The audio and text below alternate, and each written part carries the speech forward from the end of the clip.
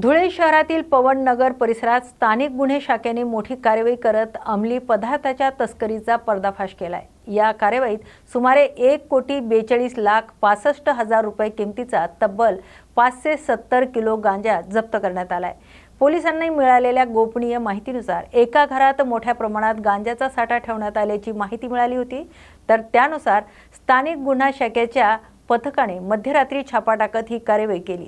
या छाप्यात विश्वजित ज्ञानेश्वर चौगुले यांच्या घरातून मोठ्या प्रमाणात गांजा जप्त करण्यात आलाय। तर आरोपीला ताब्यात घेऊन चौकशी केली असता मोहाडी येथील त्यांच्या दुसऱ्या घरातूनही गांजाचा साठा आढळून आलाय। दरम्यान पोलिसांनी सर्व मुद्देमाल जप्त करून आरोपीला अटक केली आहे। या प्रकरणाचा पुढील तपास सुरू आहे। तर या कार्यवाहीमुळे धुळे जिल्ह्यात मोठी खळबळ उडाली। दिनांक 22 मार्च रोजी गोपनीय माहिती मिळाली होती की चाळीसगाव रोड पोलीस स्टेशनच्या हद्दीत एका व्यक्तीच्या घरामध्ये प्रतिबंधित आणि बेकायदेशीर अशा गांजाची साठवणूक केलेली आहे, बेकायदेशीर विक्रीच्या उद्देशाने। त्याप्रमाणे सदर माहिती माननीय पोलीस अधीक्षक श्री श्रीकांतजी दिवरे सरांच्या समक्ष आम्ही ती सादर केली। सरांनी त्याचा पूर्ण आढावा घेऊन आम्हाला पूर्ण LCB टीमला त्या ठिकाणी आदेशित केले, मार्गदर्शन केले। त्याप्रमाणे आम्ही 3 पथक तयार करून सांगितलेल्या ठिकाणावर आम्ही छापा कारवाई केली। छापा कारवाईमध्ये आम्हाला एकूण 2 ठिकाणी छापा कारवाई झालेली आहे। दोन्ही ठिकाणी मिळून एकत्र आम्हाला 570.61 किलो हा गांजा बॉक्सच्या स्वरूपामध्ये मिळून आलेला आहे।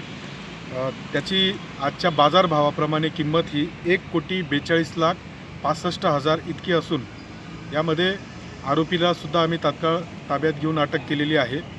आरोपीकडनं त्याने हा मुद्देमाल कुठून विकत आणलेला होता व तो इथून पुढे कुठे विक्री करणार होता, तसेच त्याच्या या संपूर्ण गुन्ह्यामध्ये त्याचे इतर कोण साथीदार आहेत याचा तपास आम्ही करीत आहोत।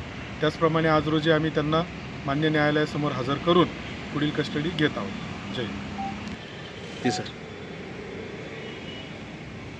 सर, हा जो काही गांजा सापडला एवढ्या मोठ्या प्रमाणात, नेमका हा कुठला, म्हणजे शिरपूर सीमावर्ती भागात जो काही गांजा पिकवला जातो तो आणि याच्यात नेमकं काय साम्य आहे किंवा हा वेगळा आहे का काय?